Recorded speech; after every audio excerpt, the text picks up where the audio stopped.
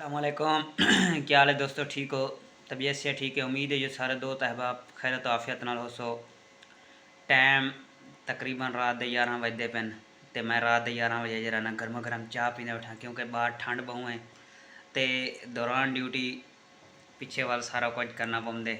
आ देखने मत आखो खाली कोप च ही बैठे, चाह का भरया होया तो इस टाइम तकरीबन 10 तो 11 बजे के दरम्यान असा 2 बंदे जरा ना बैठ इतने चाह पींदे आसे इस जगह ते।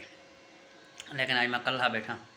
कल्ले बाण की वजूहत यही कि दूजे जेह्ड़े साढ़े साथी हैं बस उन्हें थोड़ी चेंजिंग थी गई है तो अज जरा ना कल्ले बैठे चाह बैठे पीनू नाल मैं आख्या यार कल्ला तो बैठा नाल विलाग ही बड़ा गिनू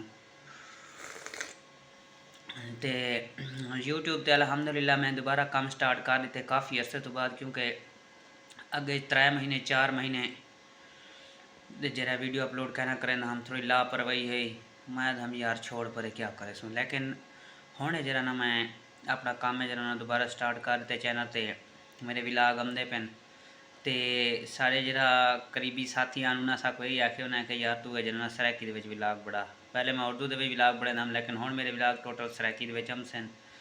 तो जितने भी मेरे टिकटॉक वाले भाई हैं या यूट्यूब वाले या फेसबुक वाले सारे को जरा ना यही रिक्वेस्ट है कि यार मेरे चैनल का विजिट किया करो, मेरी वीडियो को लाइक किया करो, शेयर किया करो, और जो दोस्त अहबाब मेरे चैनल को सब्सक्राइब नहीं करेंगे वो सब्सक्राइब भी किया करो। तो आ छोटी जी वीडियो बनाने का मकसद ये है कि तमाम दोस्तों को सिर्फ आगाह करना है कि यार साढ़े चैनल को जरा ना सपोर्ट करे सो हूँ तो असा जरा ना हूँ थोड़े नाल इसे तो मिलते हैं नैक्सट वीडियो के नाल। तब तक सबको जरा दे सो इजाज़त। अल्लाह हाफिज़।